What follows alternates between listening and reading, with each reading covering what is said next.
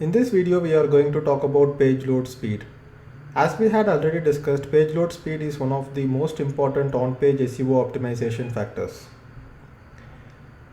According to many research papers, around 50% of website users expect a page to load in 2 seconds. Conversions usually go up with better page load speed. Amazon has found out that even shaving off a few milliseconds from their page load speed is actually increasing their revenue. So to have a good page load speed, we need a good web hosting. If you are using a WordPress blog, then you should be using a caching plugin called 𝗪cie𝗿𝗀𝘀𝘁𝗃, or there are other caching plugins as well. So these caching plugins will not put a lot of load on the server.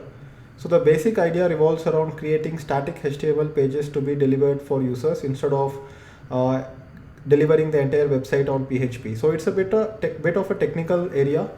All you need to do is ask your hosting company about the caching plugins, or you can go ahead and install this plugin called 𝗪cie𝗿𝗀𝘀𝘁𝗃 yourself.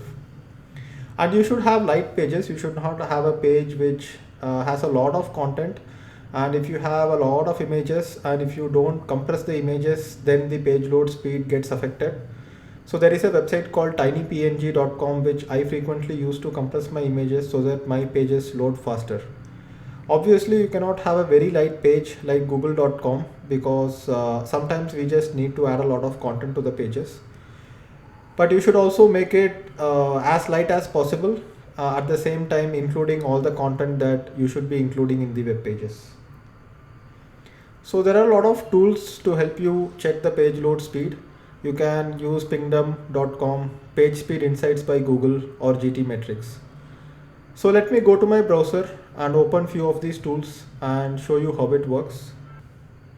So go to Google and just search for Pingdom speed test. So here I am clicking on Pingdom website speed test. So here I will put the URL of my blog and let me start the test. So here there is no gold standard for what is a good speed and what's not a good speed. Basically, you should be comparing your speed with your competitors and see what the performance grade is.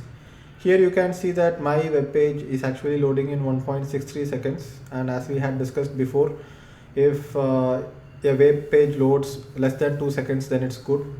So it says that it is faster than 78% of the sites tested on this particular tool, and performance grade is 81, and the page size is 2.9 MB. So this is what we have on Pingdom, and then we have something called Page Speed Insights by Google. Just search for page speed, and here you can enter your web page URL, and Google will give you a result about the page speed. And then you have GTmetrix as well. So I will enter the URL here. So GTmetrix, Pingdom, and Google Page Speed are the three major tools to test the website page load speed. And you can basically compare it with your competitors and make sure that your web page loads faster than the competitors, because some page can afford to load very fast because the content is very light on the web pages, but some pages need to have more content and there is no other way to actually have a bit of a heavy page. So you should not compromise removing content and putting low content on sites because you have to increase the page load speed. You just have to find the right balance. So here is what we have for Google Page Speed Insights. So I got a score of 75 out of 100, and desktop score is also 75 out of 100. So here the red one is basically says that I should be optimizing the images more, and there are some other things which you can talk with your hosting company.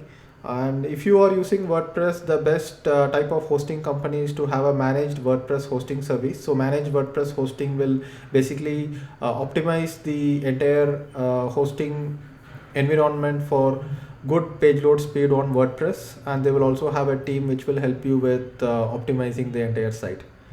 So this is GTmetrix, and as I said, you need to compress the images so that the website page loads fast. And you can use tinypng.com for that. I use it frequently, and usually you will be able to save 60-70% from the image size when you compress using tinypng.